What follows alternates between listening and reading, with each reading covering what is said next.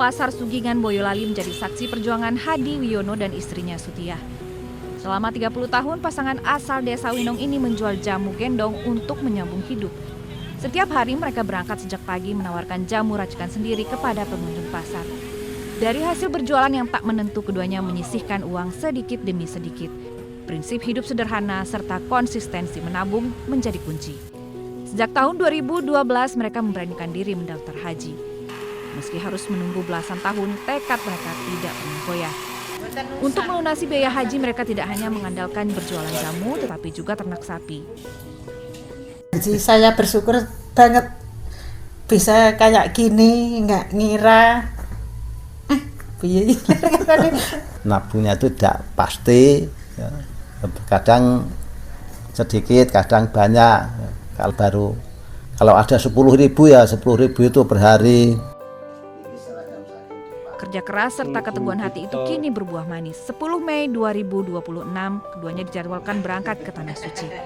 Meski hari keberangkatan semakin dekat, Hadi dan Sutiah tetap berjualan seperti biasa. Dari Boyolali, Jawa Tengah, Tata Rahmanta, iNews melaporkan. Dan sudah putus dari Mahkamah Agung, sampai sekarang belum juga dikembalikan. 11 tahun. Sampai yang di penjara 2 orang sudah lepas dari penjara. Mana keadilan? Mana pimpinan? Kenapa belum mengembalikan uang kami? No viral, no justice. Selama ini kami mengikuti prosedur. Mana prosedur? Puluhan nasabah mendatangi kantor Bank BUMN di Jalan Merdeka, Kota Pemantang Siantar, Sumatera Utara. Para nasabah ini merupakan korban penipuan koperasi berkedok investasi bodong yang dilakukan Koperasi Swadharma cabang Pematang Siantar. Emosi korban investasi bodong sempat mencuri perhatian nasabah lain yang akan melakukan transaksi perbankan. Kasus bermula pada sekitar tahun 2009 saat pihak bank mempengaruhi nasabah untuk memindahkan dananya ke deposito koperasi yang dikelola Bank BUMN di Pemantang Siantar. Bunga sebesar 1 hingga 4% yang dijanjikan hanya dibayar selama 3 bulan saja. Setelah itu pihak bank tidak membayarkan bunga sehingga nasabah meminta uang mereka dikembalikan. Ketegangan sempat terjadi saat akan dilakukan mediasi. Puluhan nasabah kembali emosi sambil memarahi pegawai bank yang menertawakan aksi mereka. Suasana kerja di bank pemerintah ini sempat terganggu karena banyaknya korban yang marah dan menuntut uang mereka dikembalikan. Para korban mendesak agar pihak bank yang melambangkan tahun berdirinya di tahun 1946 ini membayarkan uang mereka dengan segera. Masa juga mengancam akan memboikot bank pertama milik pemerintah ini karena dianggap sudah melakukan penipuan. Para korban mengaitkan apa yang dialami mereka sama seperti yang terjadi di kota Aik Nabara belum lama ini, di mana dana nasabah sebesar 28 miliar telah dikembalikan pihak BNI setelah kasusnya viral.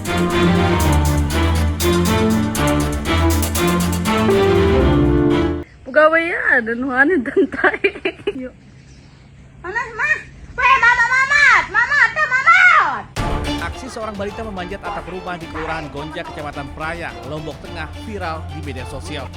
Dalam video berdurasi 1 menit, balita ini tengah terkurap di atas atap rumah dan terlihat kesulitan untuk turun. Mengetahui kejadian, pihak keluarga pun panik kemudian bergerak cepat melakukan evakuasi menggunakan tangga sederhana, dibantu tetangga hingga akhirnya balita tersebut berhasil selamat. Diduga sang balita merangkak naik ke atap melalui kandang ayam yang berada di samping rumahnya setelah lepas pengawasan saat bermain. Dan kami langsung memberikan edukasi kepada ibunya untuk lebih berhati-hati dan menjaga anaknya. Karena usia segitu anak lagi aktif-aktifnya. Para orang tua diimbau untuk selalu waspada menjaga anak mereka saat bermain guna menghindari kejadian serupa kembali terjadi. Dari Lombok Tengah, Nusa Tenggara Barat, Emma Widiawati, iNews melaporkan.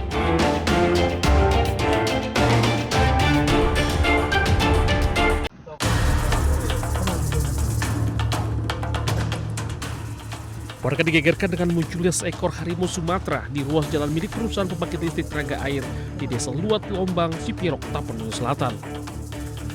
Harimau Sumatera itu dengan tenang menyeberangi jalan dan masuk ke dalam semak belukar. 2 hari setelahnya, operator alat berat juga merekam kemunculan harimau Sumatera. Petugas Balai Konservasi Sumber Daya Alam BKSDA yang datang ke lokasi menemukan beberapa jejak harimau Sumatera di 2 lokasi berbeda dengan jarak 10 km dari lokasi pertama. Adalah berasal dari video awalnya masyarakat, kemudian di-share ke kita, kemudian kita cross-check ke lapangan dan memang benar ada di wilayah usaha NSHE. Kini petugas masih memburu keberadaan satwa yang dilindungi penuh tersebut. Masyarakat juga diimbau agar menjaga keselamatan dengan tidak beraktivitas di sekitar lokasi. Dari Tapanuli Selatan, Sumatera Utara, Indra Mulya Syagian, iNews melaporkan.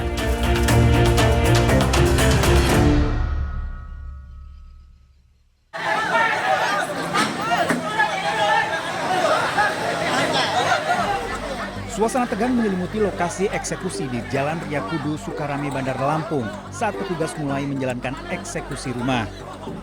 Keluarga penghuni berdiri di garis depan mengadang alat berat yang akan merobohkan rumah.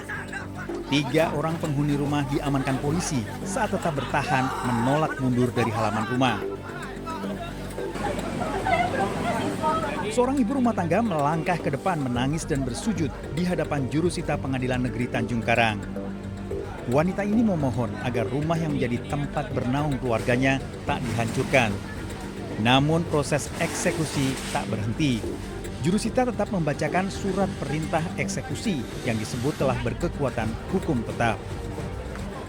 Sedangkan di sertifikat objek pemilik yang menggugat kami ini yang di sini 397, makanya jauh benar dari 152 ke 397.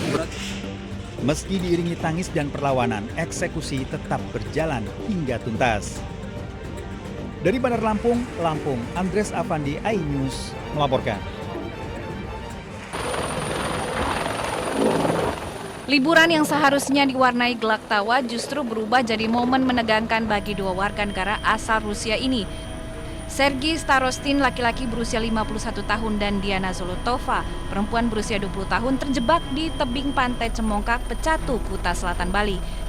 Kedua korban diinformasikan telah terjebak sejak pukul 11.30 WITA. Setelah melihat posisi korban yang jauh di bawah tebing, tim SAR akhirnya memutuskan untuk mengevakuasi keduanya dengan helikopter. Proses penyelamatan tidak mudah karena petugas harus berpacu dengan air laut yang semakin lama semakin naik. Sekitar 12 menit mengudara, tim SAR tiba di lokasi dan langsung melakukan evakuasi dengan sistem hoisting. Keduanya berhasil diselamatkan setelah terjebak hampir lebih dari 3 jam. Kedua korban akhirnya berhasil dievakuasi dan melanjutkan kembali liburan mereka di Pulau Dewata. Dari Badung, Bali, Indira Ari, iNews melaporkan.